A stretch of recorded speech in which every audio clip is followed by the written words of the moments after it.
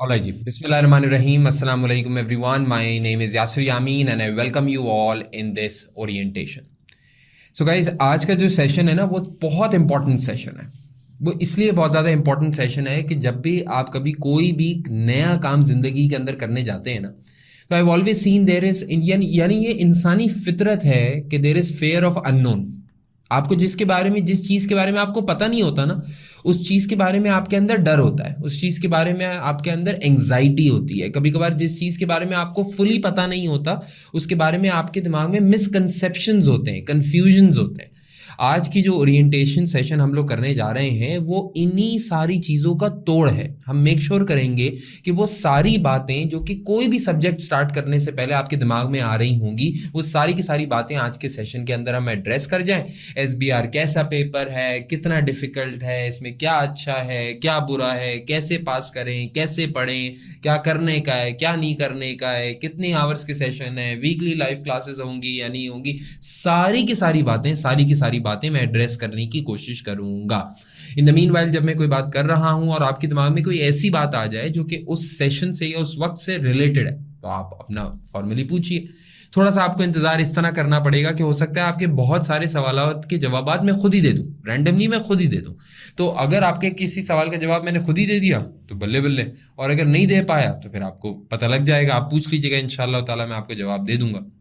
So we are formally beginning our first class, our first orientation session for a very very nice paper in your professional stage papers, जिसको हम कहते हैं SBR, बोले तो strategic business reporting.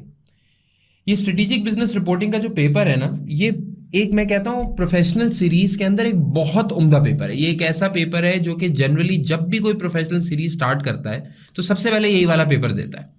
और इस paper को देने की सबसे पहले लॉजिक ही सारी यही होती है कि ये paper it sets the tone, it's literally sets the tone of everything else. आप जो भी प्रोफेशनल सीरीज में पढ़ेंगे, आप जो भी करेंगे, उस सबकी जो टोन है ना वो आज से ही सेट हो जाती है।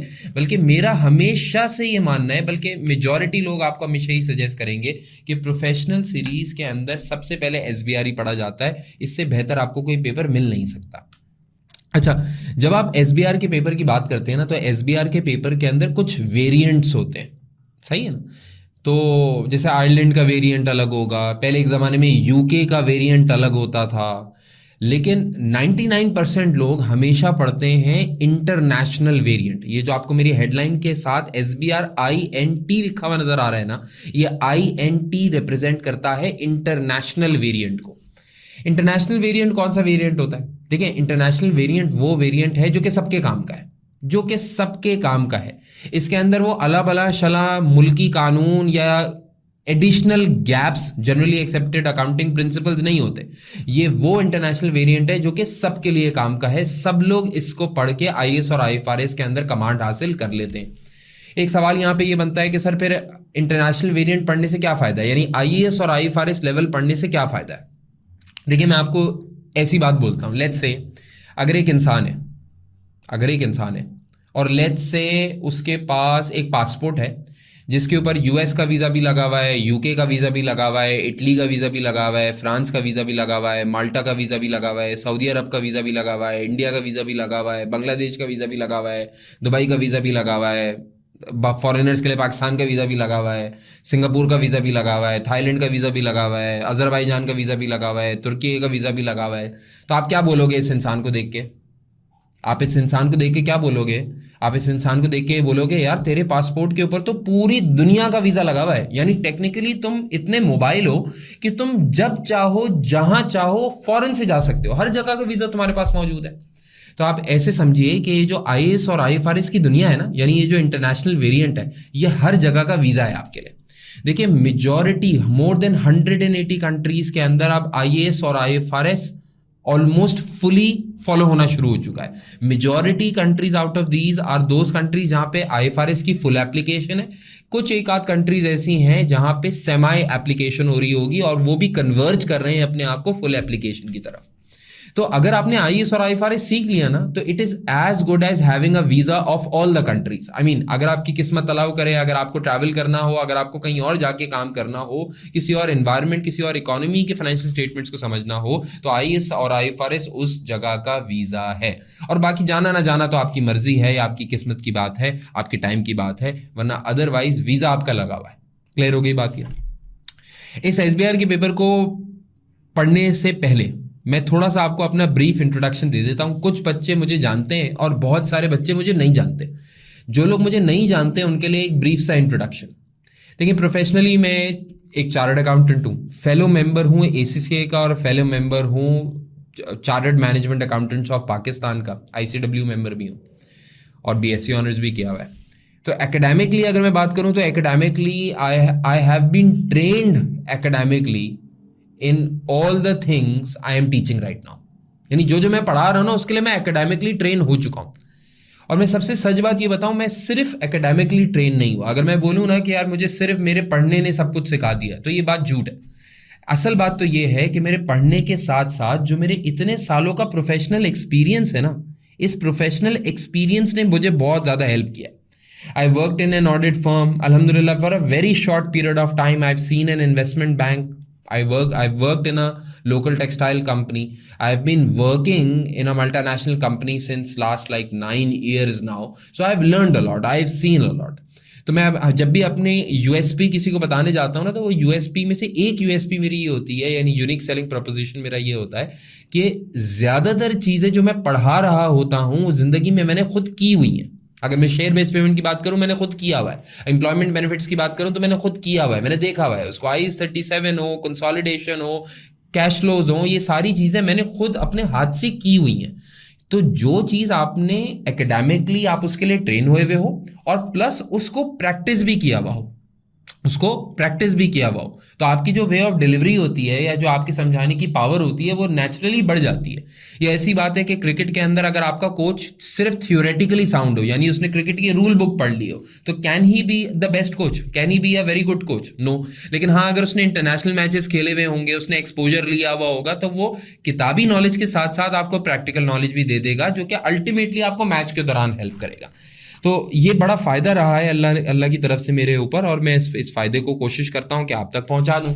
और ये तो कही भी बात है, ये तो मानी हुई बात है। हमारे उस्ताद हमको बताते हुए आए हैं, जितने लोगों के अंडर मैं ट्रेन हुआ हूँ मुझे बताते हुए आए हैं कि अगर आप अपना ताल्लुक अपने से किसी सीनियर के साथ जोड़ लेना, तो आपकी ग्रोथ उस सीनियर से ज़्यादा तेज़ हो जाती है। यानी हमारे एक बहुत पुराने, मुझे याद है कि मैं जो है वो एक सीनियर टीचर के साथ जो है वो कुछ पढ़ता था उनसे, बहुत पुरानी बात है, इसी की बात नहीं है। तो वो मुझे कहते थे कि यासर, अगर आपने किसी ऐसे इंसान के साथ ट्रेन कर लिया ना जिसका 20 साल का एक्सपीरियंस है, और आप उसके साथ 2 साल रह गए, तो आपके पास 22 साल का एक्सपीरियंस हो जाएगा, क्योंकि आप उन 2 सालों के अंदर अगर चाहो तो वो 20 साल का निचोड़ सामने वाले से निकाल सकते हो। तो अगर आप भी चाहें तो आप अपना करियर थोड़ा सा आगे से स्टार्ट कर सकते हैं। आप बाकी पेयर्स की तरह, आपको जरूरी नहीं है कि आप जीरो से ही स्टार्ट करें। आप थोड़ी सी मेहनत और कर लें, थोड़ा सा ताल्लुक बना लें, तो आपको इंशाअल्लाह ताला थोड़ा सा आगे से स्टार्ट करने का मौका मिल जाएगा। इसके साथ साथ I have been teaching for the last 13 years consecutively now, and alhamdulillah I have taught many attempts of the paper that we are orienting for. तो alhamdulillah काफ़ी सारी अटेम्प्ट्स गुजर चुकी हैं। बहुत सारे बच्चों को मैं अक्सर ये एक समझ लो एक थोड़ा सा टॉन्ट भी कर देता हूँ कि देखो, ये तुम्हारी पहली अटेम्प्ट होगी, मेरी पहली अटेम्प्ट नहीं है। उसकी एक वजह है, यानी एक फ़ायदा हमारे पास ये मौजूद है कि ये पेपर पढ़ाते हुए काफ़ी सारी अटेम्प्ट्स गुजर चुकी हैं। तो इसके प्रोज कॉन्स, क्या होना है, क्या नहीं होना है, क्या कोर्स में है, क्या कोर्स में नहीं, ये सारी की सारी चीज़ें, एग्जामिनेशन को कैसे अटेम्प्ट करना है, कैसे अप्रोच करना है, ये सारी की सारी चीज़ें मेरा टीचिंग एक्सपीरियंस मुझे अल्हम्दुलिल्लाह अल्लाह के साथ, अल्लाह की मेहरबानी से इसके अंदर मदद मिल जाती है। पूरी कोशिश करता हूँ जितने भी लेक्चर्स अपने प्रोवाइड करूँ वो इंगेजिंग हो, इंटरेक्टिव हो, उसके अंदर रियल वर्ल्ड एग्जाम्पल्स बहुत ज़्यादा हों, ताकि स्टूडेंट की जो नॉलेज बेस है, जो उनकी अंडरस्टैंडिंग लेवल है, वो बहुत ज़्यादा बेहतर हो जाए। समझ में आती है भैया आप लोगों को बात? क्लियर है? तो ये तो हो गया एक brief introduction of myself, but I am very sure that you are not interested in me, but you are more interested in the paper. Paper के ऊपर बात कर लेते हैं, जिस पेपर की आप तैयारी करने जा रहे हैं। देखो बेटा, अगर आप स्ट्रेटेजिक बिजनेस रिपोर्टिंग के पेपर की बात करें ना, तो स्ट्रेटेजिक बिजनेस रिपोर्टिंग का पेपर आपका पहला प्रोफेशनल सीरीज का पेपर है, पहला प्रोफेशनल सीरीज का पेपर है। तो पहले तो सवाल ये आएगा कि सर क्या ये पेपर पास भी हो जाता है या नहीं हो जाता। तो आप देखें आपके सामने ग्लोबल पास रेट्स मौजूद हैं पिछली बहुत सारी अटेम्प्ट्स के। मुझे कोई इस बहुत सारी अटेम्प्ट्स के पास रेट्स को देख के कुछ समझा सकते हैं आपको क्या समझ में आ रहा है? अगर आप पिछली कुछ अटेम्प्ट्स को देखें तो आप कैन एनीवन आइडेंटिफाई कि यार क्या सिचुएशन होती चली जा रही है इस पेपर के अंदर? It's a very important for you to understand कि पेपर के अंदर आजकल चल क्या रहा है, what is happening in this paper of ACCA SBR, what's happening. So if you clearly see, आप नोट कर रहे हैं, पहली बात तो एवरेज पास रेट इज 50, ये किसी ने अच्छा अंदाजा लगा लिया। दूसरी बात आप नोट करें तो यहां 52, 51, 50, 49, 48, क्या समझ में आ रहा है? The percentage passing ratio is well 50, मतलब टोटल ओवर द ईयर्स का अगर हम अंदाजा लगाएं तो लगभग 50 के करीब पासिंग रेशो है, यानी हर 2 बच्चों में से 1 बच्चा पास हो जाता है। ये अच्छी बात है इसकी। इतने कॉम्पिटिटिव एग्जाम के अंदर ग्लोबली अगर जो आधे बच्चे इस एग्जाम के अंदर बैठते हैं वो ग्लोबली पास हो जाते हैं, तो इसका मतलब हमारा local pass ratio is definitely way above 65-70। हाँ, मतलब पाकिस्तानी बच्चे वैसे ही बेहतर पास होते हैं क्योंकि जी जान लगा रहे होते हैं इसके अंदर, तो हमारा पासिंग रेशो तो वैसे ही बेहतर हो गया। लेकिन आप ग्लोबली देखें तो ग्लोबली इसका पासिंग रेशो गिरता चला जा रहा है। Is that a concern for you? अब आप बोलेंगे सर ये तो मसला हो गया, ये तो हमारे लिए बड़ी कंसर्निंग बात है। 52, 51, 50, 49, 48, तो सर अब 47 होना चाहिए इसका मतलब आने वाली अटेम्प्ट के अंदर। मैं आपको बोलूंगा एक और बात पे गौर करें। अगर आप एक और बात पे गौर करें तो ये 5 अटेम्प्ट्स और इससे पिछली 5 अटेम्प्ट्स के ऊपर गौर करें। 51, 50, 50, 49, 49, फिर 52। आप समझ रहे हैं? तो अगर मैं स्टॉक मार्केट की तरह का एनालिस्ट हूं तो मैं 2 ट्रेंड्स आइडेंटिफाई करूंगा शॉर्ट टर्म के अंदर या मीडियम टर्म के अंदर। पिछली 5 अटेम्प्ट्स के अंदर नजर आ रहा है कि it's a declining trend. Overall आप यहां पे देख रहे हैं कि 50% पासिंग रेशो हो ही जाएगा इंशाल्लाह। और एक और पॉजिटिव बात ये नजर आती है कि हर 5 अटेम्प्ट्स गुजर जाने के बाद एक इंक्रीज आ जाता है। तो पिछली 5 अटेम्प्ट्स गुजर जाने के बाद आप समझ सकते हैं कि हो सकता है इस बार एक इंक्रीज आ जाए। अब होगा या नहीं होगा ये तो पता नहीं है, ये तो एक टेक्निकल एनालिसिस है ना, ये तो एक अंदाजा है। लेकिन हाँ, अगर आप ये रिस्क से डर रहे थे कि यार डिक्लाइनिंग ट्रेंड है, आने वाली अटेम्प्ट का और पासिंग रेशो गिर जाएगा, मैं आपको एक पॉजिटिव साइड बता रहा हूं कि हो सकता है पासिंग रेशो बेहतर हो जाए, क्योंकि पिछली 5 अटेम्प्ट्स के बाद यही हुआ था। बात समझ में आ रही है? तो overall it is a very manageable paper. और मैं हमेशा अपने स्टूडेंट्स को एक बात ये कहता हूं कि SBR के पेपर के अंदर कोई फेल नहीं होता, कोई फेल नहीं होता। हमने फारिग से फारिग बच्चे देखे हैं जो कि हमेशा ये पेपर निकाल ही लेते हैं और आपको समझ में आ जाएगा कुछ अरसे के अंदर कि मैं ऐसा क्यों कह रहा हूं, ये पेपर निकल जाता है। मेरी एक टैग लाइन जो है ना, अपने पास कहीं लिख के रख लो, अपने कमरे के अंदर या जहां किसी रजिस्टर के अंदर या कहीं भी ऐसी ऑब्वियस जगह जाके लिख लो जो कि तुम्हें हर वक्त मोटिवेट करेगी। मेरी लाइन क्या है? SBR का पेपर पढ़ना मुश्किल है, निकालना आसान है। SBR का पेपर जब तुम पढ़ोगे ना तो अभी कंटेंट्स के थ्रू तुम्हें पता लगेगा कि यार अच्छा खासा कंटेंट है इसके अंदर कवर करने के लिए। और ये IFRS की दुनिया का, रिपोर्टिंग की दुनिया का आखिरी पेपर है, यानी इसके ऊपर आके रिपोर्टिंग खत्म हो जाएगी। अब चार्टर्ड अकाउंटेंसी के अंदर और कुछ रिपोर्टिंग नहीं बचेगी, आप सब सीख लेंगे, आखिरी पेपर है। तो इसका मतलब करने को तो बहुत कुछ है, लेकिन आप यकीन जाने अगर आपने सक्सेसफुली, जिस पूरी ओरिएंटेशन के अंदर हम ये बात करेंगे ये पेपर करना कैसे है, अगर आपने सक्सेसफुली ये टाइम गुजार लिया और एडवाइस के ऊपर अमल कर लिया तो आप यकीन जानिए इसको पास करना, इस पेपर को निकालना रिलेटिवली बहुत आसान है एज कंपेयर टू बाकी any paper that you have seen in your ACCA। I can guarantee you that. लेकिन सर पेपर तो तभी निकलेगा ना जब हम पढ़ेंगे, और पढ़ने के लिए पता होना चाहिए कि क्या पढ़ना है। तो मैं आपके सामने शेयर करना चाहता हूं broad course outline of SBR। Broad course outline, वैसे तो बहुत चीजें हैं SBR के अंदर पढ़ने के लिए, लेकिन अगर ब्रॉडर लेवल के ऊपर बात करूं ना तो 5 चीजें, बस 5 चीजें और SBR खत्म। पहली चीज आपको क्या पढ़नी है SBR के पेपर के अंदर? बहुत सारे IAS और IFRS, बहुत सारे IAS और IFRS। हम नेक्स्ट स्लाइड के अंदर डिटेल के ऊपर बात करते हैं अभी कि आपको कितने IAS और IFRS पढ़ने, लेकिन ये क्लियर है कि बहुत सारे पढ़ने हैं आपको। ठीक हो गई बात? IAS और IFRS के बाद जो नेक्स्ट चीज आपने कवर करनी है वो ग्रुप अकाउंट्स कवर करने हैं। ग्रुप अकाउंट्स का मतलब आप सब लोग जानते हैं, कंसोलिडेशन का एरिया कवर करना है। आप में से कितने लोग ऐसे हैं, हाँ या ना में जवाब दीजिएगा और कोशिश करिएगा फौरन जवाब दें। कितने लोग ऐसे हैं आप में से जिनको कंसोलिडेशन पुरानी वाली, यानी FR फाइनेंशियल रिपोर्टिंग F7 के लेवल वाली कंसोलिडेशन याद है, जिनको यानी सब ओके है? कितने लोग ऐसे हैं जिनको F7 की कंसोलिडेशन याद है? हाँ या ना में जवाब दे दो। आप भूल गए? नो, यस, नो, सब लोग जवाब देना। मजा तब आएगा जब सब लोग जवाब दें। कोई कह रहा है यस, कोई कह रहा है somewhat, yes, no, no, yes, ये सब चल रहा है। टेक्निकली स्पीकिंग भूल गया, मेरे को कोई फर्क नहीं पड़ता, मेरे को कोई फर्क नहीं पड़ता आपको पुरानी कंसोलिडेशन याद है या नहीं याद है। जो आपकी कंसोलिडेशन आती है ना SBR के पेपर के अंदर, उसके मैं 2 पोर्शंस क्रिएट करता हूं। एक पोर्शन होता है बेसिक कंसोलिडेशन का और एक होता है एडवांस कंसोलिडेशन का। बेसिक कंसोलिडेशन से मुराद मेरी ये है, मेरी मीनिंग ये है कि दिस इज F7 लेवल। मैं कहता हूं F7 भी नहीं, F3 लेवल। मैं स्टार्ट कंसोलिडेशन अभी भी अपने स्टाइल से वहीं से कराऊंगा जहां से क्या होनी चाहिए थी, कि भाई एक कंपनी ने किसी और कंपनी को जाके एक्वायर कर लिया, जिस कंपनी ने दूसरी कंपनी को एक्वायर किया, एक बन गए पेरेंट वालदैन, उनके हो गए कुछ सन्स या सब्सिडरी। हाँ, तो जिस कंपनी ने दूसरी कंपनी को एक्वायर किया, वो पेरेंट का वालदैन के ऊपर ये बात लाजिम है कि वो पूरी फैमिली के अकाउंट्स बनाया करें, पूरे ग्रुप के अकाउंट्स बनाया करें, पूरी कंसोलिडेशन किया करें। मैं इस लेवल से आपको आगे लेके चलूंगा। जितने बच्चों ने ये बोला था ना कि सर मुझे याद है, पुरानी वाली कंसोलिडेशन याद है या थोड़ी थोड़ी याद है, मैं आपको सजेस्ट करूंगा आप भूल जाएं। कुछ बच्चे गलती क्या करते हैं कि वो बेसिक्स ऑफ कंसोलिडेशन को ना हल्का ले लेते हैं। कहते हैं यार मैंने F7 पढ़ा हुआ तो है, अरे यार ये तो वही चीज है जो मैंने पहले भी पढ़ी हुई थी। वो डायरेक्ट जंप करने की कोशिश करते हैं एडवांस कंसोलिडेशन के ऊपर और गेम ओवर। जब वो बच्चे पास पेपर्स करने बैठते हैं, जब वो मेरे साथ एग्जाम किट के क्वेश्चंस करने बैठते हैं, तो सबसे ज्यादा स्ट्रगल वही लोग करते हैं, वही लोग होते हैं जो कि यहाँ पे ना हीरो बन रहे होते हैं। वो बोलते हैं हम हीरो हैं। बेवकूफों वाला तरीका है। देखिए, बेसिक्स ऑफ कंसोलिडेशन आपको जितनी ही अच्छी आती हो आप दोबारा पढ़ लें, आप दोबारा रिवाइज कर लें। एडवांस कंसोलिडेशन आसान है, आप यकीन जाने, अगर आपकी बेसिक्स अच्छी हो तो एडवांस कंसोलिडेशन आसान है, जल्दी कवर होती है, कम टाइम में कवर हो जाती है। असल तो मेहनत बेसिक्स ऑफ कंसोलिडेशन के अंदर है।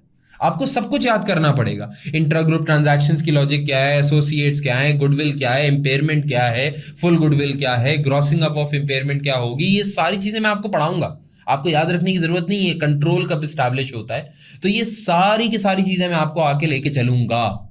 आपकी जिम्मेदारी क्या है भाई, मैंने आपको पढ़ाना है, आपने क्या करना है, बस पढ़ना है। तो बेसिक्स ऑफ कंसोलिडेशन को जिसने हल्का लिया उसका कंसोलिडेशन का गेम गए हो।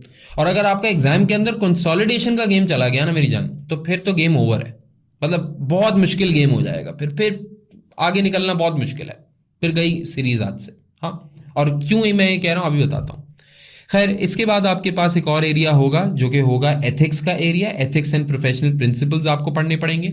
एथिक्स का एरिया कुछ लाइक विद लाइक एरिया है। एथिक्स का एरिया आपने काफी बार अपने पेपर्स के अंदर पढ़ा है, F1, 4, 8 वगैरह सबके अंदर एथिक्स का एरिया आप पढ़ते हुए आते हैं। यहां पे आप एथिक्स पढ़ते हैं from a perspective of business accountant. तो एक फाइनेंशियल अकाउंटेंट, एक CFO, एक हेड ऑफ अकाउंटिंग अगर किसी कंपनी के अंदर चीफ अकाउंटेंट का रोल अदा कर रहा है, उसके पास क्या एथिकल डिलेमास आते हैं, क्या सिनेरियोज आपके सामने हो सकते हैं और आपको कैसे रिएक्ट करना पड़ता है उसके अंदर, आप क्या सेफगार्ड्स अपनाते हैं, वो सारी की सारी चीजें हम आपको यहाँ पढ़ाएंगे। रिलेटिवली बहुत छोटा एरिया। फिर उसके बाद एक एरिया आपके पास है ऑल्टरनेट परफॉर्मेंस मेजर्स का। ऑल्टरनेट परफॉर्मेंस मेजर्स वो सारे के सारे मेजर्स होते हैं which are other than textbook measures. हम सब ने बचपन के अंदर कभी ना कभी कहीं ना कहीं एक रेशोस का टॉपिक पढ़ा होगा। सबने पढ़ा है ना भाई, रेशोस का टॉपिक। वो GP margin, NP margin, return on capital employed, return on equity, current ratio, asset test ratio, ये सारे गियरिंग रेशो, ये सारे की सारी चीजें हमने पढ़ी हैं अपने बचपन के अंदर। और हमें मालूम है कि रेशोस को इस्तेमाल किया जाता था किसी भी बिजनेस की परफॉर्मेंस को मेजर करने के लिए। These are known as general accounting ratios. APMs क्या है? Alternate performance measures. Alternate. These are those performance measures which are other than the textbook ratios. यानी एपीएम्स को आप यूं समझ लें, दुनिया के अंदर बड़ी बड़ी कंपनीज वो जो सारे परफॉर्मेंस मेजर्स इस्तेमाल कर रही हैं other than the text book ratios. लेकिन टेक्स्ट बुक रेशियोज की एक बहुत बड़ी लिमिटेशन ये है कि एक अकाउंटेंट आज तक ये अज्यूम करता हुआ आ रहा था कि 4, 5, 6 टाइप के रेशियोज किसी भी कंपनी के ऊपर अप्लाई करो, आपको वो कंपनी समझ में आ जाएगी।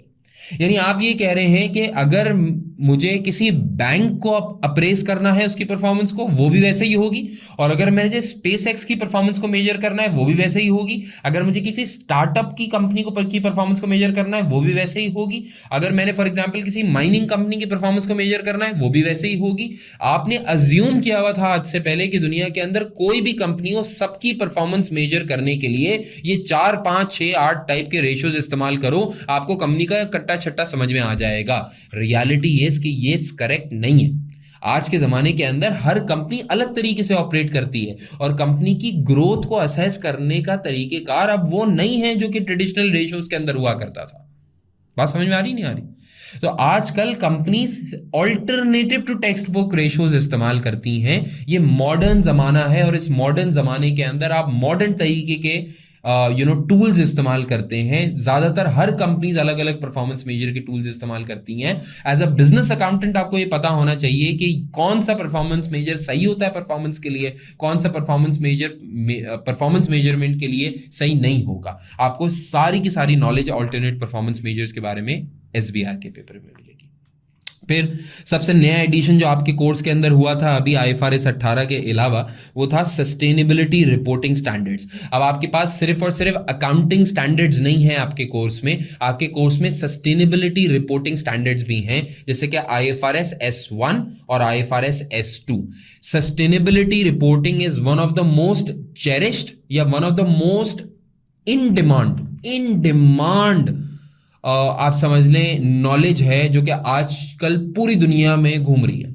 आप हर ऑडिट फर्म को जाके देखें, उन्होंने अपना सस्टेनेबिलिटी रिपोर्टिंग का अलग डिपार्टमेंट बना दिया, अलग डिवीजन बना दिया। बल्कि मुझे मेरी कंपनी में से किसी ने पकड़ के ये बोला कि सर वो मैंने आपको जो है ना IFRS S1 और S2 का लेक्चर देखा था, मैं ढूंढ रहा था हमें अप्लाई करना है, मैं ढूंढ रहा था कैसे अप्लाई करेंगे, मैंने आपका लेक्चर जाके देख लिया। इन डिमांड, हर कोई सस्टेनेबिलिटी स्टैंडर्ड्स को जो है सीखने के पीछे जा रहा है। You guys will be the one जिसके पास ये नॉलेज प्रीएम्प्टिवली होगी। यानी अभी आपने काम करना स्टार्ट नहीं किया है, लेकिन आपको सस्टेनेबिलिटी स्टैंडर्ड्स की समझ पहले से होगी इंशाल्लाह। तो ये बहुत हॉट टॉपिक है। This is one of the most clear current issues. Last attempt के अंदर भी ये आ चुका है, तो मेक श्योर करिएगा कि इसको बिल्कुल तसल्ली से पढ़ें, आप तसल्ली से पढ़ें। क्लियर? तो टोटल 5 ब्रॉड एरियाज हैं आपके सिलेबस के अंदर जो कि आपने कवर करने हैं। बस ये आपका टारगेट है। सर ये 5 एरियाज हमें कवर करने हैं, ये 5 एरियाज एग्जामिन कैसे होंगे? यानी what is the examination structure, what is the paper pattern? तो मेरे भाई आपका पेपर है 3 hours and 15 minutes का इन टोटल। मैं हमेशा जब भी बच्चों को प्रैक्टिस करवाता हूं ना तो 3 घंटों के हिसाब से प्रैक्टिस करवाता हूं। बिकॉज SBR के पेपर के अंदर you will always be short on time. कभी भी ऐसा नहीं होगा भाई क्या बोले यार मेरे पास टाइम बहुत है, कभी नहीं। हमेशा आप यही रो रहे होंगे कि सर टाइम कम है, टाइम कम है, टाइम कम है, टाइम कम है। बड़ा पेपर है ना। Now you are grown up, now you are almost becoming a chartered accountant. हाँ, तो आपका जाहिर सी बात है लेवल ऑफ डिफिकल्टी हम थोड़ा तो बढ़ाएंगे ना। तो टाइम कंस्ट्रेंट आपके पास रहता है, मैं तभी प्रैक्टिस करवाता हूं 3 घंटे के लिहाज से, ठीक है ना। आपके पेपर के अंदर ना 2 सेक्शंस आएंगे, सेक्शन A और सेक्शन B, और अल्हम्दुलिल्लाह दोनों 50-50 मार्क के होंगे। याद रखिएगा सेक्शन A हो या B हो, दोनों के अंदर 2-2 सवाल आते हैं और सारे कंपलसरी होते हैं। सेक्शन A जो कि 50 मार्क्स का होगा, यहां पे आपके पास 2 सवाल आएंगे, क्वेश्चन 1 और क्वेश्चन 2। क्वेश्चन 1 3 मार्क्स का होगा और होगा कंसोलिडेशन के ऊपर। मैं आपको कह रहा था ना कंसोलिडेशन जिसकी अच्छी नहीं होती उसकी गेम बढ़ जाती है। क्यों? क्योंकि सबसे ज्यादा हाईली एग्जामिनेबल एरिया, यानी जिसके सबसे ज्यादा मार्क्स एग्जामिनर ने डेडिकेट किए हुए, वो कंसोलिडेशन का है। तो अगर आप कंसोलिडेशन के ऊपर गौर ना करेंगे तो अल्टीमेटली आपके पेपर का मेजर चंक अफेक्ट हो सकता है। और मैं आपको ये भी बात बताऊं, इसी सवाल के अंदर मेजॉरिटी मार्क्स मिलते हैं आप लोगों को, टूट के मार्क्स मिलते हैं यहां पे। तो क्योंकि टूट के मार्क्स मिलते हैं यहां पे, तो अगर यही सवाल पूरा कर दिया तो गेम ऑफ हो जाएगी। हाँ, तो पहला सवाल आएगा 30 मार्क्स का, फिक्स्ड कंसोलिडेशन का आएगा। कंसोलिडेशन बहुत टाइप की होती है, अब कौन सी कंसोलिडेशन आएगी ये हमें पता नहीं है। यानी मिसाल के तौर पे कंसोलिडेटेड कैश फ्लोज आएंगी, कंसोलिडेटेड पीएनएल आएगा, कंसोलिडेटेड एसओएफपी आएगी, फॉरेन सब्सिडरी आएगी, क्या आएगा ये सब हमको नहीं पता, लेकिन ये क्लियर है कि पहला सवाल किस चीज का होगा बेटा, कंसोलिडेशन का होगा। फिर दूसरा सवाल किस चीज का होगा भाई, दूसरा सवाल होगा 20 मार्क्स का और होगा एथिक्स के ऊपर। रिपोर्टिंग इंप्लीकेशंस आएंगी उसके अंदर और एथिक्स का एरिया टेस्ट होगा। ऑलमोस्ट 10 मार्क्स का कोई रिपोर्टिंग स्टैंडर्ड होगा और कोई 10 मार्क्स का उसके अंदर एथिकल इशू होगा। तो आपको ये 20 मार्क्स के लिए एथिक्स की तैयारी करनी पड़ेगी। आपको सच बात बताऊं, सेक्शन ए के अंदर ना, सेक्शन ए के अंदर ही मेजॉरिटी मार्क्स निकल आते हैं। ये जो एथिक्स का सवाल आता है ना, ये एथिक्स का सवाल पता है आपके पेपर में क्यों है? एथिक्स का सवाल मैं कहता हूं आपके पेपर में है ही इसलिए ताकि आप मार्क्स ले लें। मजे से मार्क्स मिलते हैं यहां पे, मजे से। सबसे आसान सवाल होता है आपके पूरे पेपर का एथिक्स वाला पार्ट, यकीन जाने सबसे आसान सवाल होता है ये। तो हमें पूरी कोशिश करनी है कि हम सेक्शन ए में से मेजॉरिटी मार्क्स उठाएं जब हम एग्जाम के अंदर जाएंगे। खैर एग्जाम टेक्निक के ऊपर बिल्कुल नियर योर एग्जाम ज्यादा बात करेंगे, लेकिन फिलहाल आपको मैं समझाने की कोशिश कर रहा हूं कि मार्क्स मिलेंगे कहां से आपको। फिर आ जाते हैं सेक्शन बी के ऊपर। सेक्शन बी आप यूं समझ लें कि कोर टेक्निकल सेक्शन है। यहां पे ना आपकी टेक्निकल स्किल्स के ऊपर ज्यादा गौर करेगा एग्जामिनर। कोर टेक्निकल स्किल्स का मतलब क्या हुआ, यहां पे एग्जामिनर फोकस करेगा आईएएस और आईएफआरएस के ऊपर। यहां पे एग्जामिनर फोकस करेगा सस्टेनेबिलिटी स्टैंडर्ड्स के ऊपर। यहां एग्जामिनर ना कोई भी आपको एग्जामिनर कोशिश करेगा कि जो भी सिनेरियो आपके सामने बना के दे उसके अंदर कोर अकाउंटिंग स्टैंडर्ड्स की या कोर रिपोर्टिंग की नॉलेज के ऊपर गुफ्तगू करे, हल्का नहीं छोड़ेगा यहां पे। तो section B technical point of view से थोड़ा सा ज्यादा मुश्किल होता है as compare to section A. यानी सेक्शन ए के अंदर ना there are certain formats and certain approaches that you follow, तो वहां पे हाई मार्क्स आ जाते हैं क्योंकि अप्रोच फॉलो करने के भी मार्क्स हैं। लेकिन सेक्शन बी के अंदर वो आपको टेक्निकली टेस्ट करता है, आईएएस फेंकेगा, आईएफआरएस फेंकेगा, एक पैराग्राफ में 3-3 4-4 अकाउंटिंग स्टैंडर्ड लग रहे होंगे तो आपको टेस्ट करेगा वो। हाँ, but gladly this is just half of the paper, the other half is very easy, the next half is also doable if you are technically sound, and I am telling you अगर आप एक chartered accountant बनने जा रहे हैं और आप technically sound नहीं है तो आप हैं क्यों हमारे प्रोफेशन के अंदर? आपको होना पड़ेगा टेक्निकली साउंड, आप हल्के हो ही नहीं सकते, आपको भारी होना पड़ेगा। तो सबसे ज्यादा एडवांटेज इंशाल्लाह ताला अल्लाह ने चाहा तो आपको यहां पे होगा। आपके सामने 2 सवाल आएंगे 25-25 मार्क्स के सेक्शन बी के अंदर, दोनों सिनेरियो बेस्ड क्वेश्चंस होंगे। इसके अंदर एग्जामिनर कोशिश करेगा कि आपसे स्टेक होल्डर्स पर्सपेक्टिव के अंदर बात करे, यानी वो ऐसे पूछेगा आपसे अकाउंटिंग स्टैंडर्ड, कोशिश करेगा कि आपसे पूछे कि आप अगर ये वाली अकाउंटिंग स्टैंडर्ड को फॉलो करते हैं तो इसमें इन्वेस्टर का क्या फायदा है, क्यों दुनिया में कंपनीज ये वाला अकाउंटिंग स्टैंडर्ड ऐसे ही फॉलो करती हैं, ऐसे क्यों होता है किसी अकाउंटिंग स्टैंडर्ड के अंदर। मैं कहता हूं ना एसबीआर के पेपर के ऊपर आके रिपोर्टिंग की दुनिया का खल्लास है, यानी आपने कंप्लीट रिपोर्टिंग की नॉलेज हासिल कर ली होती है। क्यों?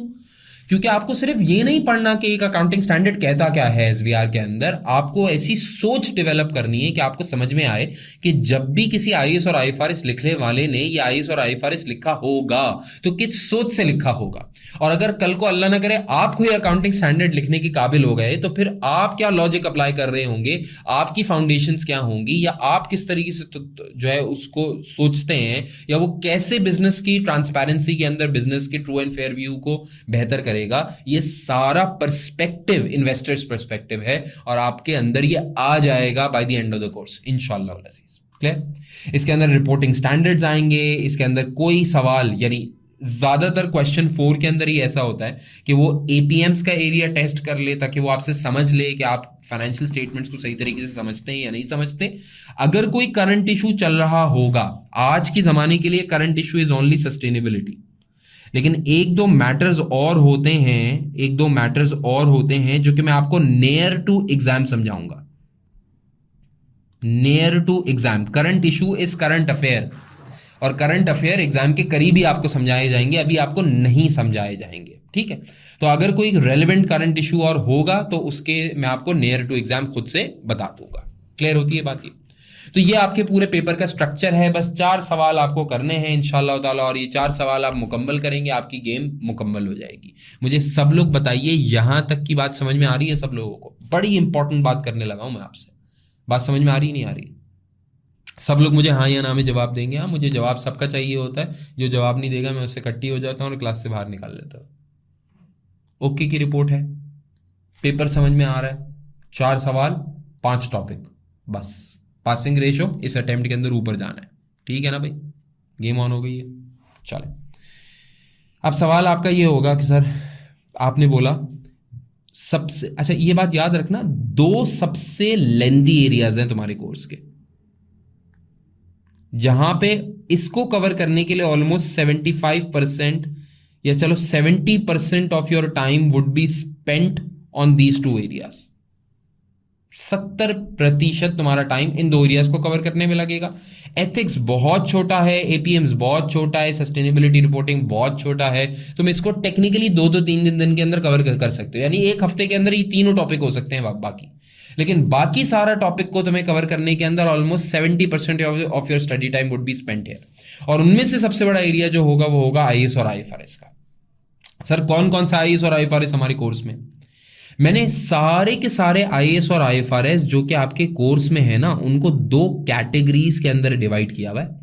कुछ ऐसे अकाउंटिंग स्टैंडर्ड्स हैं जो कि जिनका गहरा ताल्लुक F7 से है, यानी आपके पुराने पेपर से है।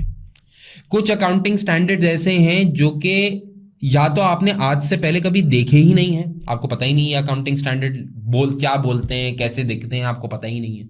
या फिर ये वो अकाउंटिंग स्टैंडर्ड्स हैं जो कि शायद आपने पहले पढ़े हुए तो हैं लेकिन थोड़े पढ़े हुए। तो मैं उसके अंदर मजीद बातें आपके साथ करने वाला हूं, मजीद बातें आपके साथ करने वाला हूं। क्लियर? जैसे मिसाल के तौर पे IAS 19 आपने आज से पहले नहीं पढ़ा हुआ, एम्प्लॉय बेनिफिट्स, अब आप पढ़ेंगे पहली बार जिंदगी के अंदर। आपने IFRS 2 नहीं पढ़ा हुआ, आप अपना कोर्स IFRS 2 से ही स्टार्ट करते हैं।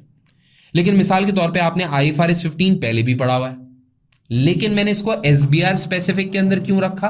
वो इसलिए रखा क्योंकि आपने IFRS 15 आज से पहले सिर्फ इतना सा पढ़ा था, अभी इतना IFRS 15 रहता है, वो आप इस पेपर में पढ़ेंगे। IFRS 16 आपने आज से पहले भी पढ़ा हुआ था, लेकिन पढ़ा था सिर्फ लेसोर बुक्स SBR के अंदर आ जाएगा। तो बहुत सारे अकाउंटिंग स्टैंडर्ड्स ऐसे हैं जो कि या तो आपने कभी सिरे से पढ़े ही नहीं, या फिर आपने थोड़े से पढ़े हैं। मैं आपको पूरा पढ़ाऊंगा। अच्छा, जब मैं पूरा पढ़ाऊंगा तो मैं ये अज्यूम कर रहा हूं कि आपको आज से पहले कुछ नहीं आता। आप समझ रहे बात को? यानी अगर मैं आपको IFRS 15 पढ़ाने बैठूंगा तो ऐसा नहीं है कि मैं आपको सिर्फ एडवांस पढ़ा रहा हूंगा। नहीं भाई नहीं, मेरे को ये इस तरह आता ही नहीं है पढ़ाना। मैं आपको शुरू से ही शुरू करूंगा, ऐसे ही अज्यूम करूंगा कि IFRS 15 आप जिंदगी में पहली बार पढ़ने जा रहे हैं। ये अब उनका स्टाइल है। हाँ, इसका नुकसान क्या है कि थोड़ा सा टाइम ज्यादा लग जाता है, लेकिन फिर भी मैं तो ऐसे ही पढ़ाऊंगा, पूरा अपना पढ़ाऊंगा मैं आपको। ठीक है जी। हाँ, कुछ अकाउंटिंग स्टैंडर्ड्स ऐसे हैं जो कि F7 से कैरी फॉरवर्ड होते हैं ना, ये पेपर के अंदर एग्जामिन होते।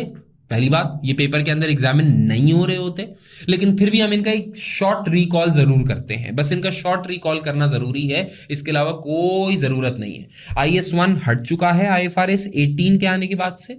IFRS 18 आपको पता है ना, नया अकाउंटिंग स्टैंडर्ड दुनिया के अंदर आया है, और सबसे महत्वपूर्ण, सबसे इंपॉर्टेंट, सबसे नया, सबसे समझ लें आप सबसे ज्यादा इम्पैक्ट वाला अकाउंटिंग स्टैंडर्ड है। इंशाल्लाह ताला आप IFRS 18 मेरे साथ ही पढ़ रहे होंगे। डन। लेकिन जैसे कुछ पुराने अकाउंटिंग स्टैंडर्ड्स हैं, IAS 33 हो गया, 2 हो गया, 8 हो गया, 10 हो गया, 16, 20, 23 हो गया, हम इसका रिवीजन बिल्कुल करेंगे। यही अज्यूम करते हुए करेंगे कि आप पहली बार पढ़ने जा रहे हैं, लेकिन इसको क्विक रखेंगे, इसके ऊपर रिलाई नहीं करेंगे, क्योंकि ये आते नहीं है एग्जाम के अंदर। ठीक है ना? तो नॉलेज पॉइंट ऑफ व्यू से पढ़ना जरूरी है, हम सब पढ़ेंगे, लेकिन इसके ऊपर ओवर रिलाई नहीं करेंगे, क्योंकि इसके अलावा बहुत कुछ है दुनिया के अंदर अभी मेरे दोस्त कवर करने वाला। तो आपके सामने पूरी की पूरी अकाउंटिंग स्टैंडर्ड्स की लिस्ट मौजूद है। कुछ अकाउंटिंग स्टैंडर्ड्स ऐसे हैं जो कि आप कंसोलिडेशन के दौरान कवर करेंगे। मिसाल के तौर पे IFRS 10 है, ये कंसोलिडेशन के साथ कवर हो रहा होगा। IFRS 5 है, ये कंसोलिडेशन के साथ कवर होगा। IFRS 3 है, ये कंसोलिडेशन के साथ कवर होगा। इसी तरह जो है वो IFRS 13 का, IFRS 11 है, कंसोलिडेशन के साथ कवर होगा। IAS 28 है, कंसोलिडेशन के साथ कवर होगा।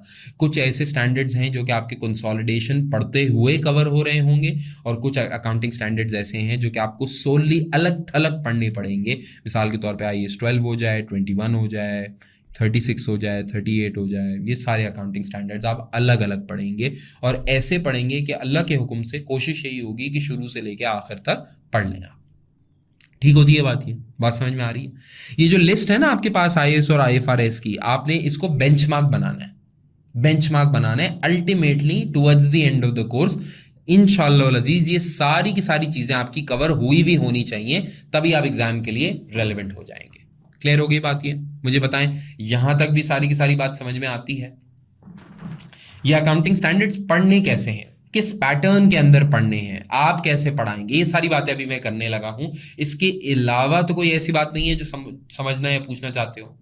सबको क्लियर है? बताइए, डन हो गया?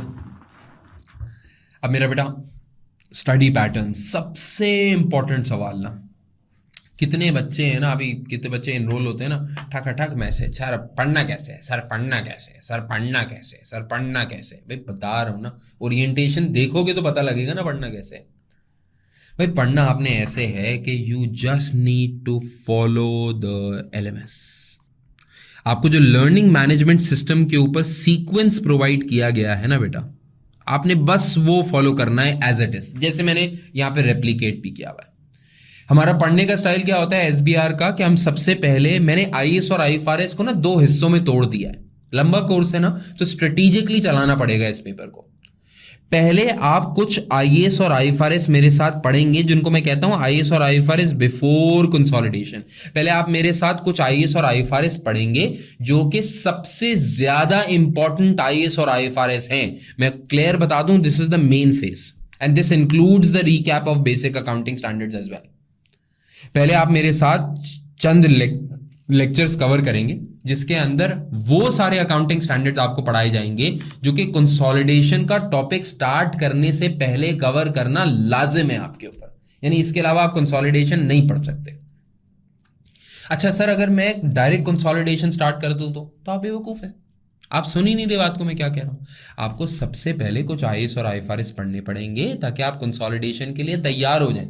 फिर जब आप कंसोलिडेशन के अंदर जाएंगे तो कंसोलिडेशन भी आसान होगी, सवाल भी कर पाओगे, एग्जाम किट भी कर पाओगे, पास पेपर्स भी कर पाओगे। You have to trust me on that ना, इंशाअल्लाह ताला you will do it. Clear? So we will do some accounting standards before we start consolidation and then we will do consolidation। 30 mark का सवाल है जिसके ऊपर जब आप कंसोलिडेशन करने जाएंगे तो please do not skip basics of consolidation. This is the most common thing that I had seen between the students who were compelled to reattempt the paper. सुनते नहीं है ना, सुनते नहीं, अपनी चलाएंगे। तो अगर आप अपनी चलाना चाह रहे हैं ना तो फिर गेम बनेगी नहीं। देखिए मैं फिर वही बोल रहा हूं, आपकी पहली अटेम्प्ट है, मेरी पहली अटेम्प्ट नहीं है। तो we thousands of students have passed by अल्हम्दुलिल्लाह who have studied from us and we know what is the right strategy। यानी सर हो सकता है आप सही ना बोल रहे हो, भाई सही नहीं भी बोल रहे ना तो हजारों बच्चों के ऊपर प्रैक्टिस हो चुकी है, तो आप सही क्या है गलत क्या है पता लग गया, आपको सही बात बता रहे हैं। तो आपको बेसिक्स ऑफ कंसोलिडेशन को स्किप नहीं करना। यहां पे आप देखेंगे कि IFRS 18 which is the new accounting standard in town, the most in demand accounting standard right now. तो IFRS 18 की वजह से कंसोलिडेटेड P&L भी चेंज हो गया है, consolidated statement of cash flows भी चेंज हो गई है, और इन दोनों एरियाज के आपको नए लेक्चर्स मिलेंगे, पुराने लेक्चर्स नहीं नए लेक्चर्स मिलेंगे आपको। इनकी फर्दर प्रैक्टिस हम लाइव सेशंस के अंदर भी कर रहे होते हैं, लेकिन आपको इन दोनों एरियाज के नए लेक्चर्स मिलेंगे। बात समझ में आ रही? And you must practice all questions during the lectures. याद रखना, देखो कंसोलिडेशन को ना, कंसोलिडेशन की तैयारी कैसे होती है, आप लेक्चर सुनेंगे, उस लेक्चर के बाद में कोई ना कोई सवाल करवा रहा होगा, वो सवाल मेरे साथ साथ करना है। कुछ बच्चों ने अभी पास्ट के अंदर मुझे पता लगा कि भाई एक बच्चे ने मुझसे बोला कि सर मैंने क्या किया था कि आपके लेक्चर्स पहले कवर कर लिए, जो बीच में आप सवाल खुद से करा रहे थे वो मैंने किए नहीं, स्किप कर दिए, मैंने बोला एंड में करूंगा। मैंने बोला भाई अब कितने एंड में करेगा? बोले बस सर अभी 3 दिन रह गए पेपर में, आप कर लूंगा। अबे अब कैसे कर लेगा भाई, नहीं कर सकता ना। अगर तुमने मेरे वाला पैटर्न ना फॉलो किया तो इसका एक नुकसान ये है कि तुम एंड में आके पैनिक कर रहे होगे और फिर टाइम नहीं होता। तो जैसे मैं कह रहा हूं ना वैसे कर लो ना। मैं आपको सजेस्ट कर रहा हूं कि आप जैसे जैसे कंसोलिडेशन पढ़ते चले जा रहे होंगे, मैंने हर टॉपिक के अलग अलग पास्ट पेपर्स कराए। तो जब मैं अलग पास्ट पेपर्स कराता हूं तो हर सेक्शन के पास्ट पेपर्स अलग अलग मौजूद हैं, आपने वो मेरे साथ साथ करने हैं। जब आप मेरे साथ साथ करेंगे तो एक टॉपिक पढ़ोगे, उसकी प्रैक्टिस करोगे, टॉपिक करोगे, प्रैक्टिस करोगे, टॉपिक करोगे, प्रैक्टिस करोगे, तैयारी सॉलिड हो जाएगी, रॉक सॉलिड हो जाएगी, समझ में आ जाएगा जो पढ़ा था वही किया है। समझ में आ गई बात? ये दो एरियाज आपके 70% वाले एरियाज हैं। ये 70% ऑफ द टाइम लेंगे, इसके ऊपर बहुत मेहनत करनी पड़ेगी। क्लियर होती है बात? आप अगर मेरी एडवाइस ले लो ना मेरा प्यारा बच्चा, मेरी एडवाइस लोगे या नहीं लोगे? अगर आप मेरी एडवाइस मान लो ना, तो खुदा के लिए मेरी एक रिक्वेस्ट मान लो, ये वाला जो एरिया है ना, ये वाला area, complete it as soon as possible, ASAP। The target should be 1 month. अब उसके लिए तुम्हें ऑफिस से जल्दी उठना पड़ जाए, लंच टाइम में पढ़ना पड़ जाए, तुमको अपनी जिंदगी अजीरन करनी, जो कर सकते हो कर लो। 1 महीने के अंदर अंदर ये वाला एरिया कंप्लीट कर लो, फिर सब हाथ में। फिर उसके अगर अगले 1 महीने में तुमने कंसोलिडेशन कंप्लीट कर लिया ना, तो बाकी जितने एरियाज बचे हैं उनके लिए ये रिमेनिंग 1 महीना ज्यादा है, कम नहीं है, ज्यादा है।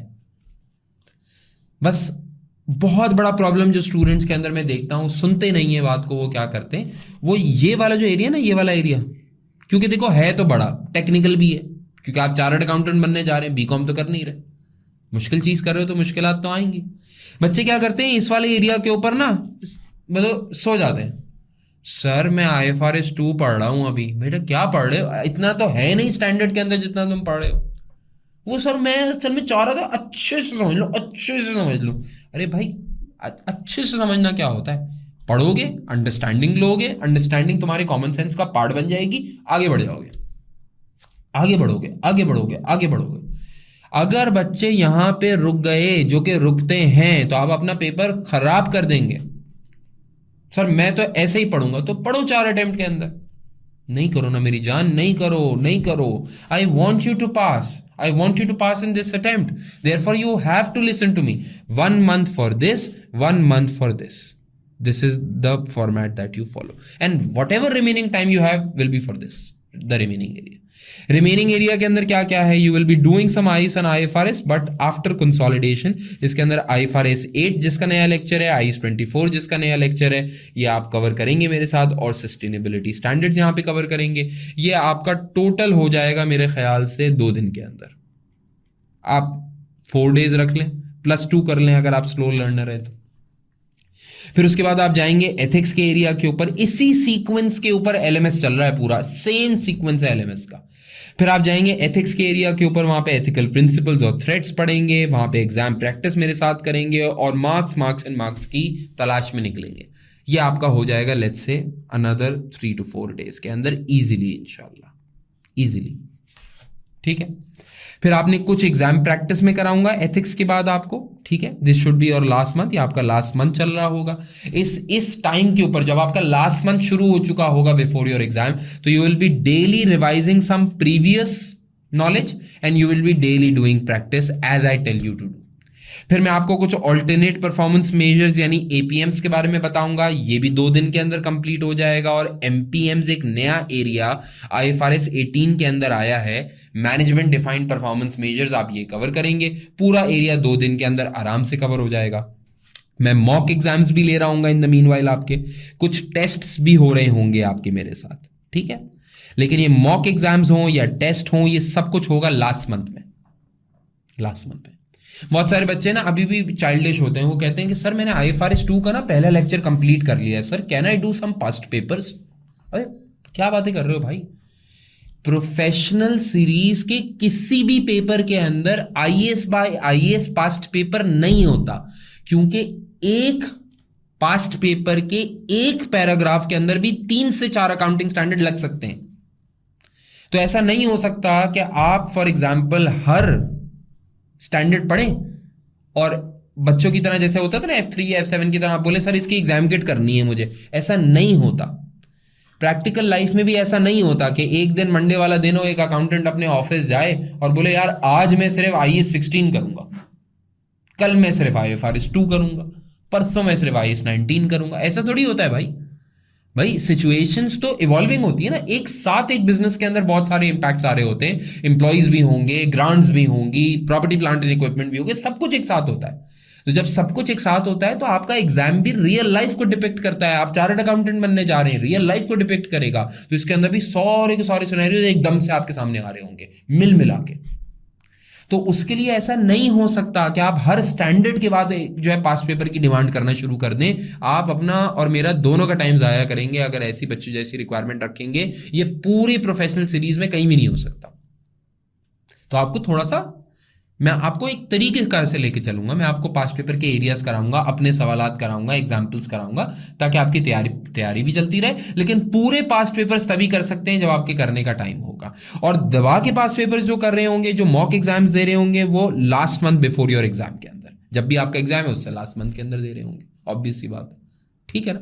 तो उससे पहले आपको डिमांड करनी भी नहीं चाहिए, आप उस काबिल होंगे भी नहीं कि आप एक हफ्ते पढ़ाई करके मॉक दे सकें। तो जब आप काबिल हो जाएंगे तो आपके मॉक लेंगे इंशाल्लाह। और फिर हम एसीसी का प्री मॉक एग्जाम भी तो करते हैं, वो maximum 2 weeks before exam, 2 weeks before exam हम एसीसी का प्री मॉक एग्जाम कर लेते हैं। फिर उसमें से अगर कोई आपको कोताही नजर आए, अपनी कोई शॉर्टकमिंग नजर आए, हम उसकी तैयारी भी कर लेते हैं before exam.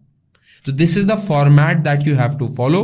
This is the exact same thing which has been provided to you under LMS. आप यही चीज फॉलो करेंगे। सब लोग मुझे बताएं करेंगे या नहीं करेंगे, हाँ या ना? आप बोल के तो दिखाए ना, करेंगे ना इंशाल्लाह। और इंशाल्लाह इंशाल्लाह इंशाल्लाह इंशाल्लाह इंशाल्लाह आप करेंगे और आप सक्सेसफुल होंगे और आप मार्क्स अच्छे लेके आएंगे। और अल्लाह ने चाहा तो आपको बहुत मजा आएगा इस पेपर के अंदर। हम आपके साथ मिलके बहुत मेहनत करेंगे इस पेपर के अंदर, ठीक है जी। कुछ बातें मैं आपसे बहुत खुल के करना चाहता हूं भाई, और these are the dos and don'ts, and you need to have this much clarity while you are studying this paper.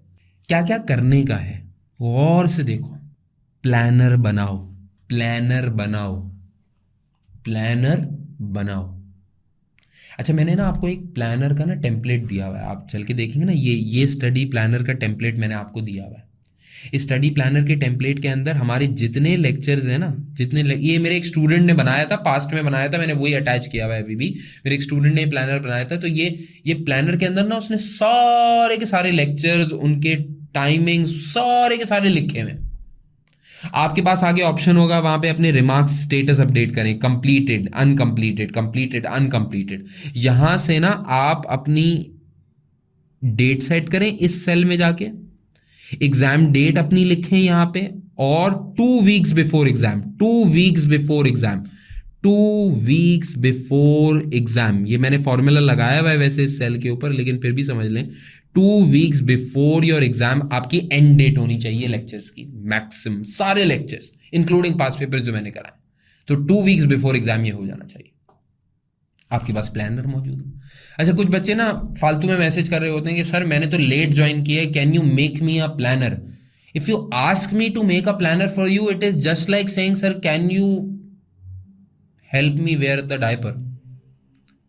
मतलब इससे ज्यादा आसान कुछ नहीं हो सकता कि आपने अपनी जिस दिन आप पढ़ाई स्टार्ट कर रहे हैं उस दिन की डेट लिखें, एग्जाम डेट लिखें, खुद ब खुद आपके पास एंड डेट आ जाएगी और सारी की सारी सीक्वेंसिंग आपके पास मौजूद है। But I also want to counsel you guys are grown ups. आप चार्टर्ड अकाउंटेंट बनने जा रहे हैं, चार्टर्ड अकाउंटेंट, और चार्टर्ड अकाउंटेंट बेबीज नहीं होते। तो अगर आप चार्टर्ड अकाउंटेंट बनने जा रहे हैं और आप इतनी बेसिक बेसिक बातें करें, सर क्या मुझे डायपर पहना, ऐसे नहीं होता मेरी जान, ऐसे नहीं होता। I am not that kind of a teacher, I can not make you babies. हमारे स्टूडेंट्स बनेंगे फुल ऐसे तगड़े चार्टर्ड अकाउंटेंट्स बनेंगे, आंखों में आंखें डाल के बात करेंगे यार, कंपनी की, क्लाइंट की, सब कुछ। हल्के थोड़ी हैं हम लोग। तो भाई मेक श्योर करना है कि आप लोग बिल्कुल बच्चों जैसी बात ना करें। अब हम बड़े हो चुके हैं और हम बिल्कुल सॉलिड जाएंगे इंशाल्लाह, ठीक है ना। तो हमें रिसोर्सफुल होना है, चाइल्डिश नहीं होना, ठीक है ना।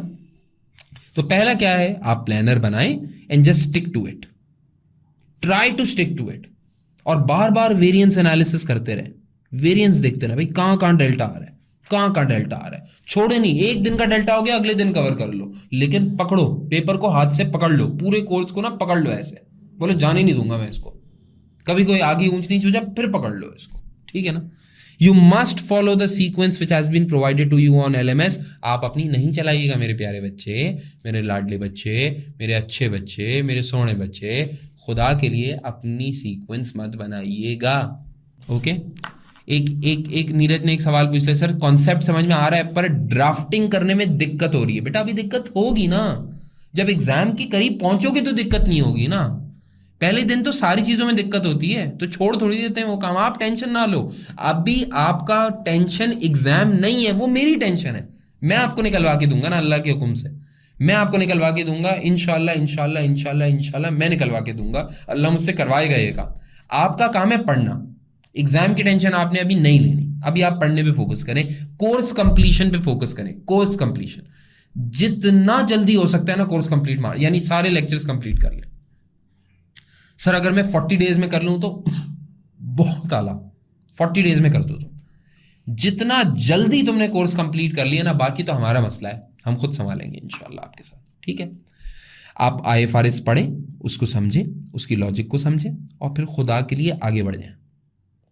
मैंने ऐसे ऐसे बच्चे देखे हैं, ऐसे ऐसे बच्चे देखे हैं, वो मतलब, और यकीन करें इतने फारिग बच्चे होते हैं। ये एक बच्चा था मेरी लास्ट अटेम्प्ट के अंदर, ही स्टूडेंट था मेरे ख्याल से, वो पहले मेरा लेक्चर सुनता था, लेक्चर को सुन के अपने सब कुछ सोच लेता था, फिर जाके ना चैट GPT को से बातें करता था उस लेक्चर के बारे में या उस टॉपिक के बारे में। क्यों? वाई? नहीं जरूरत है बेटा आपको, आप समझ नहीं रहे बात को बेटा, ऐसे नहीं चलेगा। Don't make chat GPT your friend, it's not 100% correct. वहां लिखा हुआ रहा होता है इट्स नॉट 100% करेक्ट। फिर वो बच्चा ना मुझे भेजता था कि यार वो सर, एक बच्चा था लास्ट टाइम के अंदर, मुझे अच्छी तरह याद है, वो पीछे पड़ गया मेरे, सर करंट इशू का क्या होगा, करंट इशू का क्या होगा, करंट इशू का क्या होगा। मैं उसको समझा रहा था बेटा करंट इशू सस्टेनेबिलिटी इशूज हैं आज के ज़माने में, ये मेरी पहली अटेम्प्ट नहीं है, आपकी पहली अटेम्प्ट है, आप यकीन जाने हो जाएगा, आप आगे तो बढ़े। वो पहले sir current issues, sir current issues, sir current issues, paper में आए नहीं ना करंट इश्यूज। मैं कह रहा था नहीं आएंगे, आए नहीं। और उसने मेरे व्हाट्सएप ग्रुप के ऊपर पूरे सबके साथ चैट चल रही थी, उसने लिखा आई prepared so much for current issues but it did not केम। तो वाई? क्या कर रहे हो? नहीं करो ना, ऐसे नहीं होता मेरे बच्चे प्यारे, पेपर नहीं होता, ये बड़ा पेपर है, छोटा पेपर नहीं है ये। तो तरीका क्या है? आप IFRS से स्टार्ट कर रहे हैं, आप वो समझेंगे, पढ़ेंगे, तमीज से पढ़ेंगे, उसकी लॉजिक समझेंगे, जो होमवर्क क्वेश्चंस मैंने दिए हैं वो करेंगे और बस फिर आगे बढ़ेंगे। सर अगर मैं पुराना वाला भूल गया तो आप नहीं भूलेंगे, मैं आपसे वादा कर रहा हूं आप नहीं भूलेंगे। अगर आप भूल गए तो मैं आपको कॉल कर करके याद दिला दूंगा, आप छोड़ें इस बात को। क्योंकि जब आप कंसोलिडेशन पे पहुंचोगे ना बेटा, तो कंसोलिडेशन का जब भी कोई सवाल किया करोगे, पुराना स्टैंडर्ड खुद ब खुद रिवाइज हो रहा होगा, मैं पढ़ाते हुए रिवाइज करवा रहा होता हूं। अब तुम्हें ये बात आगे चल के पता लगने वाली है, तो आज टेंशन ना लो उसकी, ठीक है। फिर जब भी आपको कोई बात समझ में ना आए तो ask questions, but ask questions whenever it's necessary. Don't ask questions just for the sake of asking it. जैसे हमारे SBR के अंदर अक्सर क्या होता है, बच्चे नया नया पढ़ना स्टार्ट करते हैं ना, तो फिर बच्चे मैसेज भेजते हैं, टक टक टक टक टक 4-5-6 मिनट का वॉइस नोट मुझे भेज देंगे, सर आपने यही पढ़ाया था ना, सर मैं सही समझाऊं ना। अरे भाई क्या बोल रहा है, पूरा IFRS 2 आपने पढ़ा, 6 मिनट का मुझे वॉइस नोट भेज दिया, सर मैं सही समझाऊं ना। हाँ भाई, तूने जो सुना है वही मुझे वापस भेजा है और तू सही समझा है। ऐसे नहीं करो ना मेरे प्यारे बच्चे। तो क्वेश्चन बराए क्वेश्चन ना पूछे, क्वेश्चन आप हजारों क्वेश्चन पूछे, but they should be technical enough ना, टेक्निकल इनफ। मजा आएगा। हम चार्टर्ड अकाउंटेंट्स हैं, कैसा अजीब सा लगेगा हम पूछेंगे सर अगर चांद ना होता और हम ऊपर जाके लगे कि वो काला है, नहीं वो तो हो सकता है फेयर एंड लवली लगा। क्या बोल रहा है यार, क्या बोल रहा है भाई, कोई लॉजिक है, कोई सर पैरे कहां से लाए ये टॉपिक? एवं नहीं करना मेरा प्यारा बच्चा, एवं नहीं करना। हाँ टेक्निकल कोई सवाल हो, और आपको क्या लगता है कोई बच्चा टेक्निकल सवाल नहीं पूछता? ऐसे ऐसे सवाल आते हैं टेक्निकल, यानी अकाउंटिंग स्टैंडर्ड के ऊपर कुछ दिनों के बाद, 5-7 10 दिन 15 दिन 20 दिन के बाद आप इतने टेक्निकल हो जाएंगे कि आप टेक्निकल ग्राउंड्स के ऊपर बहस कर रहे होंगे, वो मजा आएगा। You ask questions, but whenever it is necessary. You need to study consistently, not intensely. Now, many a times people think कि अगर वो सुबह के 4 बजे तक पढ़ रहे होंगे तो बहुत अच्छा पढ़ रहे होंगे. You don't need to study intensely. You need to study consistently हर रोज पढ़ना जरूरी है। हर रोज पढ़े। किसी दिन बहुत थक गए हो, आधे घंटे पढ़ ले, 1 घंटे पढ़ ले, लेकिन रोज पढ़े। रोज आप मेरी ये बात मान ले, रोज पढ़े, एक दिन भी स्किप ना करें। जैसे कोई बच्चा जिम जाता हो ना, तो वो कैसे एक दिन भी मिस करने के ऊपर उसको गम हो रहा होता है। हाँ, कोई बंदा सिगरेट पीता हो तो एक दिन भी, 1 घंटे भी होता है वैसे तो, लेकिन अगर एक दिन भी सिगरेट ना पिए तो कैसी जिंदगी गुजर रही होती है। नहीं छोड़ते ना उसको, और फिर मजा आता रहता है, आता रहता है, आता रहता है। बस SBR को हर रोज पढ़ना है, हर रोज। Every day you need to study SBR, every day for a short period, लेकिन पढ़े। वीकेंड्स खोल दें अपने आप को, लंबा लंबा पढ़े, लंबा लंबा करके पढ़े, ठीक है ना। And I am telling you, शुरू के 10-15 घंटे आपको मुश्किल लगेगा, और आगे का बाकी सारा कोर्स आपको यूं समझ में आएगा, और आप अपने इर्द गिर्द वो चीजें होते हुए देख रहे होंगे। आपको समझ में आएगा कि SBR पढ़ने के बाद आप चार्टर्ड अकाउंटेंसी के करीब क्यों आ जाते हैं, क्यों आपका जो स्किल लेवल है, जो आपका माइंडसेट है, वो इतना ऊपर एस्केलेट कर चुका होगा, ठीक है। एक आसान तरीका ये है कि आप जब भी कभी कोई चैप्टर पूरा कंप्लीट कर लेना, यानी आपने IFRS 2 पूरा कंप्लीट कर लिया, IAS 19 पूरा कंप्लीट कर लिया, IAS 12 पूरा कंप्लीट कर लिया, IFRS 13 पूरा कंप्लीट कर लिया, तो अपने आप को हाँ प्लीज, अपने आप को, मुझे नहीं, अपने आप को पूरी चैप्टर की समरी अपने अल्फाज के अंदर वॉइस नोट कर दें। तो रादर देन सेंडिंग मी अ 6 मिनट और 10 मिनट वॉइस नोट, जो कि मैं कभी भी नहीं सुनूंगा, आप मुझे लाजिम आप अपने आप को भेज लें, अपने आप को भेजें। जब आप एग्जाम के करीब होंगे तो रिवाइज करने में बड़ी आसानी हो जाएगी आपको, अपने ही आपके वॉइस नोट्स होंगे। तो बार बार रजिस्टर की तरफ नहीं जाना पड़ेगा ना, वॉइस नोट सुन लिया करेंगे, नहाते धोते कुछ करते हुए सुन लिया करेंगे, और गेम ओके, डन। कुछ काम ऐसे हैं जो कि आपने कभी भी नहीं करने। क्या नहीं करने बेटा? पहली बात तो ये समझ लें कि SBR FR नहीं है। FR था, SBR है। SBR is not FR। तो यहां पे आप सिर्फ कैलकुलेशंस के ऊपर फोकस करके अपनी जिंदगी नहीं चला सकते। यहां पे आपके पास concept, underlying concept, understanding, explanation, discussion, बहस, ये सब आपको चाहिए होगी। It is a mindset paper SBR। हाँ, ये आपके गुमान में आ जाता है SBR का paper. It's just not a balance sheet P&L paper, ठीक है। Please do not skip any accounting standard because of its difficulty. I have seen people, वो क्या करते हैं कि यार सर IFRS 9 तो बड़ा डिफिकल्ट लग रहा है, एंड में पढ़ूंगा इसको। That end never comes. Do not skip the sequence just because you think it is difficult. It is not difficult, it will be difficult until you study it. Once you study it, I will make sure कि इंशाल्लाह ताला वो आपकी चीजें control में आ जाए, आप expert हो जाए उसके अंदर, ठीक है। Past papers, early past papers can lead to frustration and panic. Past papers बहुत लेट भी नहीं करने, बहुत पहले भी नहीं करने, जब मैं बोलूंगा तब करने, सिंपल बात। If you do this, you are creating frustration and panic. आपके बाकी सारे कलीग्स तो पेपर ये निकाल लेंगे, आप अपनी हरकतों की वजह से इस पेपर में रुक जाएंगे। Clear? Please do not watch lectures on 3x. Humble request. I'm asking you to cover the course as soon as possible. But please do not watch the lectures on 3x. हाँ, 1.5x is fine. 1.5x कर ले तो इतना तो चलता है। 1.5x, 2x ये सब चलता है। 3x में करना, अभी मैं फिर वही बोलूँगा, पिछले अटेम्प्ट की बात याद आ जाती है। एक बच्चा था, बहुत अच्छा बच्चा था, काबिल बच्चा था। वो क्या करता था, 3-4x पे ना लेक्चर सुनता था, फिर मुझे वॉइस नोट भेजता था, सर मुझे ये समझ में नहीं आया। अभी कैसे समझ में आएगा? कैसे? जब तू सुनेगा ही नहीं तो कैसे समझ में आएगा भाई? नहीं आएगा ना। तो 1.5x, 2x, 1.8 जो बीच की चीज़ें हैं ना, 1.5x to 2x ये फाइन है, तो इतना करें, इससे ज़्यादा ना करें। And never skip live classes please. Whenever they will happen in January, your second month, but never skip live classes. Everybody asks for recording afterwards. And first of all, whenever I take live sessions, they will be recorded. Please don't ask me silly questions. No, whenever I post on the WhatsApp group, we are going to have a live session tomorrow. Sir, will it be recorded? Obvious सी बात है भाई, कोई इसमें confidential चीज़ है तो मैं record नहीं करूंगा? कर लूंगा मेरी जान, हमेशा। पूरा रिकॉर्डेड लेक्चर्स का कोर्स सुन रहे हो, पूछ रहे हो रिकॉर्डिंग होगी या नहीं होगी? होगी ना। लेकिन do not rely on recordings. जो मजा लाइव क्लास को लाइव अटेंड करने में है, वो लाइव क्लास की रिकॉर्डिंग लेने में नहीं है। जो लर्निंग लाइव सेशन को लाइव लेने में है, वो लाइव सेशन को रिकॉर्डिंग लेने में नहीं है।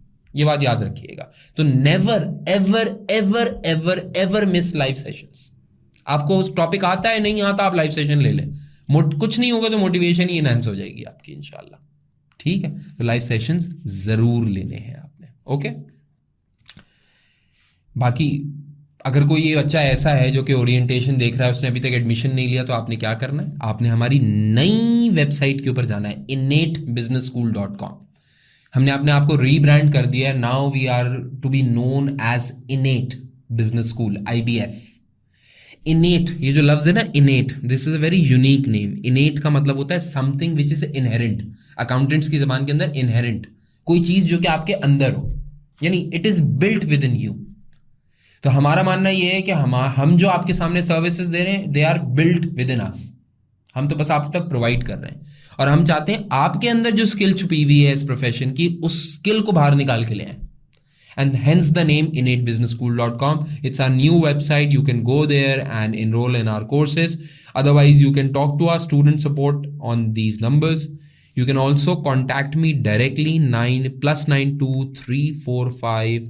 +923452745092 is the contact number.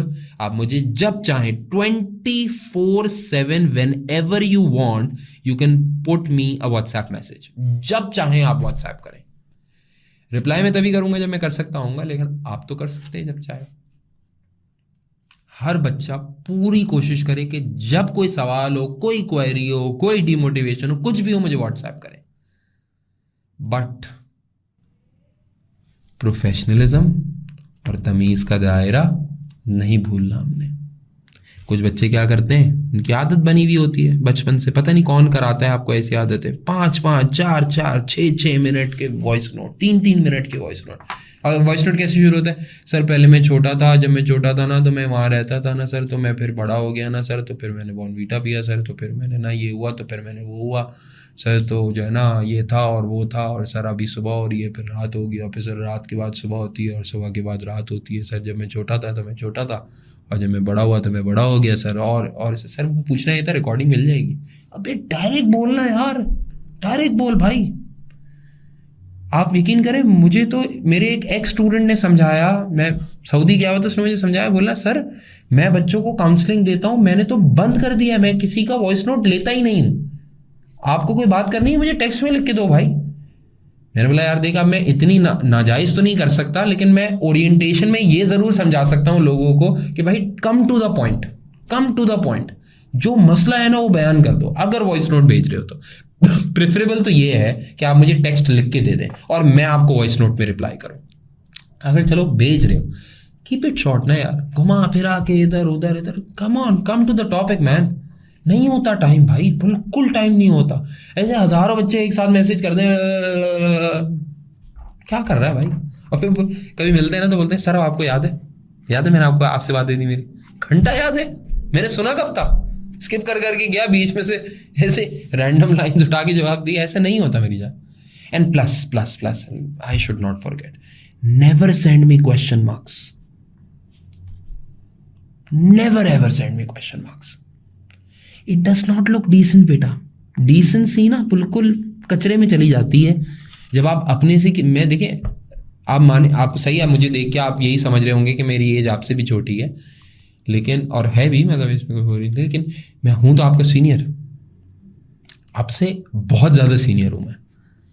तो मुझे समझ में नहीं आता कि अगर आप अपने टीचर को, अपने से सीनियर को, अपनी फैमिली में किसी को भी, how can you send question marks? It does not look nice बेटा, it does not look professional, it does not look decent. Come on, आपका क्या इंप्रेशन पड़ता है सामने वाले पे यार? कौन बदतमीज है भाई? Don't send me question marks. I cannot accept it. You send me a lamba chat, I'll try to answer. You can send me a voice note, a decent voice note, I'll try to answer. But what the hell is this? Nobody. No. Not acceptable. देखिए मुझे आपको groom भी तो करना है ना साथ साथ। अल्लाह ना करे आप किसी फर्म के पार्टनर को, अपने मैनेजर को ऐसे कर रहे होंगे तो बोलेगा भाई किसने परवरिश की है भाई इसकी, तो हमारे ऊपर इल्जाम आ जाएगा यार। नहीं, हम आपकी आज से प्रैक्टिस कराएंगे। ये टेक्निकली ये एटीट्यूड जाहिलाना है। No, if you want something to be done, question marks is not the solution. तमीज से बोले, ठीक है ना? ये बस मेरे अंदर से निकल आता है, माजरत अगर किसी को बुरा लगा हो, लेकिन this is what it is, right? And once you join in, and इंशाल्लाह ताला for all are registered students only we have an exclusive WhatsApp group, जहाँ पे हम सारी की सारी बात करते रहेंगे, जहाँ पे लाइव सेशंस का भी बताऊंगा मैं आपको, जहाँ पे आपकी कोई भी क्वेरी होगी कोशिश करूंगा पूरी की पूरी रिजॉल्व कर दूँ। आप मुझे चाहें तो अलग से मैसेज कर सकते हैं, ग्रुप में मैसेज कर सकते हैं। I will try to help ASAP as much as I can. ठीक है जी, तो मेरी तरफ से तो इतना ही है। मुझे बताएं किसी का कोई सवाल है, एनी क्वेश्चंस? कोई सवाल है किसी का तो बताइए। सर रैंक के लिए क्या किया जाए? देखो रैंक के लिए पहली बात तो ये है कि तुम कोर्स टाइमली कंप्लीट करो, प्रैक्टिस सही से करो, और जितना कर सकते हो ना कि अपने आखिर के लिए कुछ जगह छोड़ो। 2 के बजाय अगर 3 हफ्ते तुम्हें एक्सेस मिल जाए ना, तो आखिर के जो 2-3 हफ्ते हैं ना वो बहुत क्रूशल होंगे, उसमें रैंक आ सकता है। यानी तैयारी आखिर के लिए है। लाइव सेशंस मैं ग्रुप के अंदर बता दूंगा इंशाल्लाह ताला लाइव सेशंस के बारे में, और रिकॉर्डिंग होगी उसके बारे में ना पूछिएगा। और कोई बात है, सवाल है तो बताइए। हाँ थैंक यू वरा। Live sessions are always on weekends, I let you know what will do the student. Let's see, जब होएगा तब देखेंगे। Ali Hasan Faraz has deleted her question marks. मैंने अकेले अपोलोजाइज किया किसी को मेरी बात बुरी लगी हो तो। 3 घंटे में पेपर हो जाएगा 100%, क्यों नहीं होगा यार? बिल्कुल होगा, हम करके दिखाएंगे इंशाल्लाह, इंशाल्लाह बिल्कुल। ठीक है जी, मुझे बताइए सबको बात समझ में आती है? जिनको बात समझ में आ गई ओके कर दीजिए, और फिर टाइम ज़ाया नहीं करिएगा। बहुत सारे बच्चे टाइम ज़ाया करते हैं SBR के लिए, जल्दी जल्दी करने वाला पेपर है भाई।